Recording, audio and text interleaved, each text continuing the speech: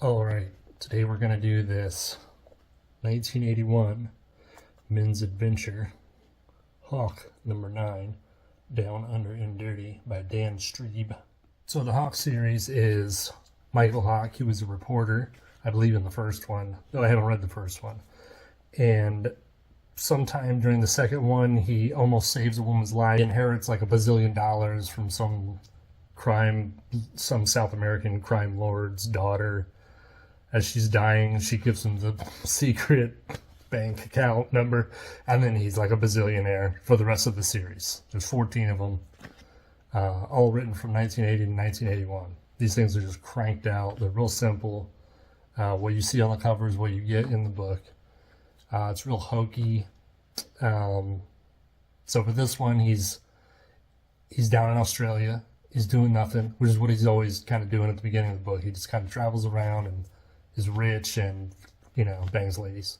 He's down in Australia and he's walking around Sydney, and a big fat guy comes flying out of a 20-story building.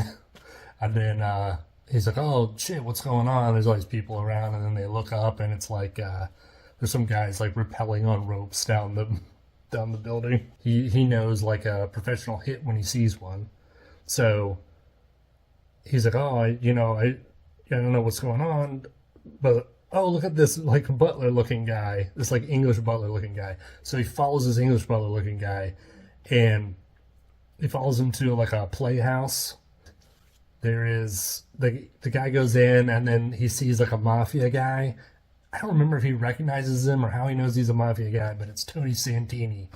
So the butler guy goes in and he like nods like, it's done. And so Hawk sees this and he's like, oh, it's the mafia. Like they're moving into Australia. And, I got to stop them. So he's not like a spy. He doesn't work for the government. In fact, he makes a point in all the books to like that he's running from the IRS. So he just had to pay his taxes. So he's just like, doing his thing, being rich, and foiling the crime that he sees should be ended. Not the ones who don't pay their taxes. That's fine. He's in the playhouse and he sees the woman and she's unbelievably beautiful. He's like, oh, I gotta meet her. And then that's like, so it's basically like two parts of the plot, like him trying to hook up with this lady and him fighting the mob. Ridiculous, like how he gets from one point to another. It doesn't make sense. It doesn't matter. What I really like about it is it's fast and action-y and stupid. You don't have to think. He always wins, and he's always right. And he tells other people like what to do. Very much against the union. He calls them like commies, but it's cool enough to not pay your taxes. That's fine. Don't worry about that.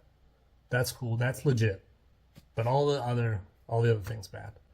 So he investigates the mob. There's this question of whether the woman is hooked up with the mob, whether she's really the head mobster or who the head mobster is. He gets some random people killed. It's awesome.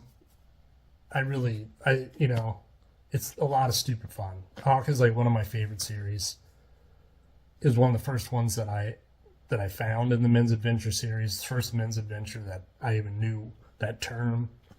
And I definitely prefer the one-man army Men's Adventure to the mercenary groups. So yeah, if you have want to kill some brain cells, definitely check out the Hawk series.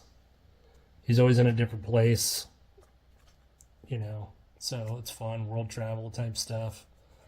He dives off of exploding boats and hangs from bridge expansions. So yeah, that's what's up. Hawk.